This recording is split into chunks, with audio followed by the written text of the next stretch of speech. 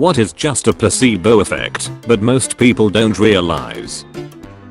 Pacifiers. My 2-month-old thinks he has my boob in his mouth, but I'm actually sitting 10 feet away checking email.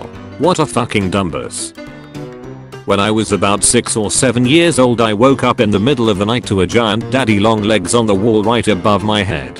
I ran out of the room absolutely terrified and told my mom I would never sleep in there again because the spiders were going to crawl all over me as soon as I fell asleep. I guess after 2 nights of sleeping on couch cushions beside my parents' bed, they had had enough and decided to figure something out. They went out and bought special spider spray that would keep all of the spiders away. There was a tiny little hole in the drywall at the top corner of the ceiling, and I told them that's where they were getting in and they had to spray there. So my mom sprayed the spider spray in the hole and plugged it with tissue paper and then sprayed all over my room. I remember it smelled really sweet and my mom said it was because spiders hate sweets. Then after was satisfied with the level of spider prevention, my mom put the can under the sink in my bathroom and it was long forgotten about. Fast forward 12 years later, I've moved out and my parents are redoing that bathroom. They asked me to come over and grab any stuff I still wanted. I'm rummaging through and I pull out an air freshener can with little holographic Halloween spider stickers all over it. My mom starts laughing and tells me that that was my special spider spray. I was completely floored, hahaha. I had actually never caught on. I thought it was genuinely spider spray when my mom had used it, and now I was looking at a Glade can with Halloween stickers all over it. Wasn't even convincing at all, but it totally did the job, hahaha. Just made me realize how gullible kids can be. Worked at a camp. The infirmary would give campers homesick medicine. Pretty much Gatorade and sugar. That stuff worked wonders. Some parent blew up and thought we were lying and brainwashing kids, so they got rid of it. I can see exactly how this goes down. Parents, I can't believe you would give my child medicine without my permission. Camp, it's sugar water. Parents, feeling stupid but refusing to swallow their outrage. How dare you deceive my child? Same parents, kids these days are helpless and entitled. My kid's pre-K has magic tissues for when the kids cry. These tissues are so magic that they are able to disguise themselves as common Kleenex. The only way to tell the difference in fact is the magic sticker that has written on it, magic tissues. Some kids determined to be big kids request the regular tissues. Truly brave. Radio waves, normal frequency, causing illnesses. There was a radio tower put somewhere near people's houses when they started complaining about headaches, fevers and other symptoms. The reaction from the company running the tower: just wait until we turn the thing on. Edit 2. Yes, it's a placebo, I know by now. Herbalife and similar products. The people I know who talk about how great it is don't understand the real reason they are losing weight and feeling better is because they completely change their diets and eating habits. If you replace an unhealthy meal with a shake, what you're really doing is cutting out calories. This is what's making you lose weight, not any magic stuff in those shakes. My mom likes to talk about a weight loss cream she saw in the 70s where you would put it on the area you want to lose fat from, belly, thighs, wherever. Then to activate the cream you go for a 5-mile run. Mayo. It's hilarious that some people would go for a run to activate a cream, but say no to going on a run, if directly told that running is a good choice. I'm not a big audio geek, but I have been sitting in and assisting with running sound at my local church.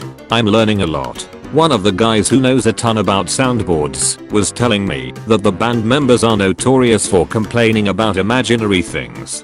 When this happens, he grabs an unactivated knob on the soundboard and stares at the guy in the eyes as he moves the knob 95% of the time. When he asks if it is better, they will say yes and won't complain about it again. I used to play a game called Evolve, and my daughter asked about it, and I told her I'm a monster hunter. She said, why are there still monsters in my room then?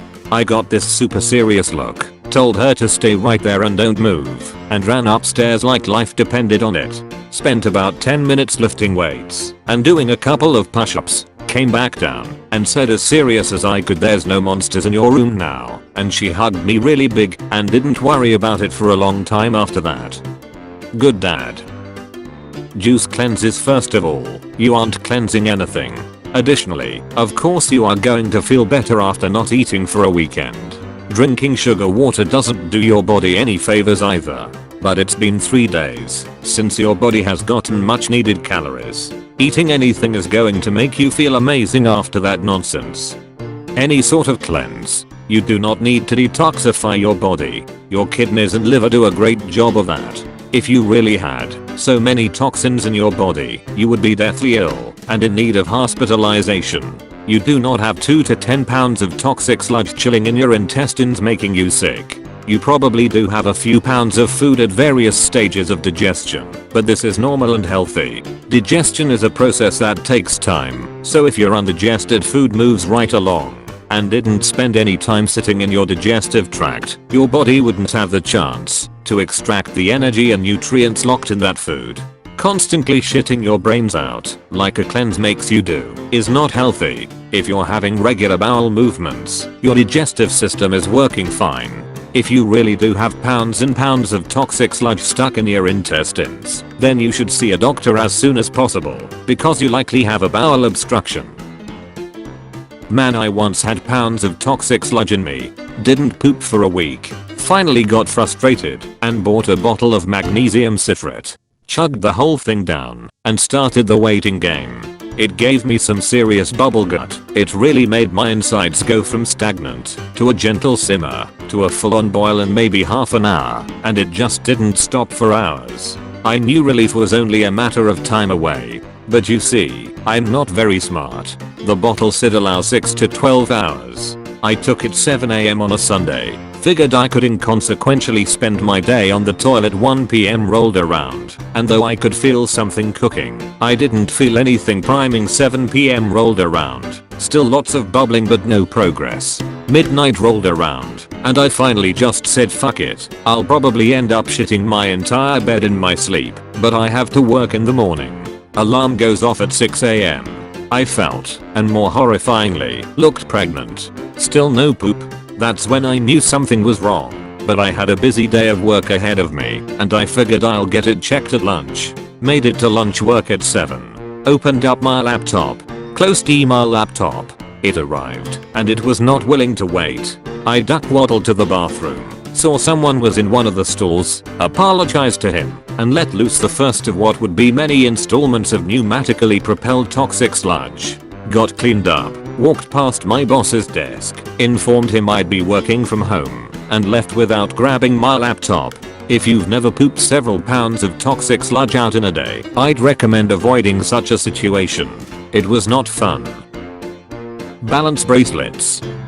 The power of magnets. Or bullshit, we can't be sure. The theory behind them is that the magnets do something to the iron in your blood and gives you benefits. While extremely powerful magnets can affect your blood, the ones in the scam bracelets are magnitudes too weak to ever have any effect at all. They are just stylish stupid jewelry for old people. All hail our new god magnetron.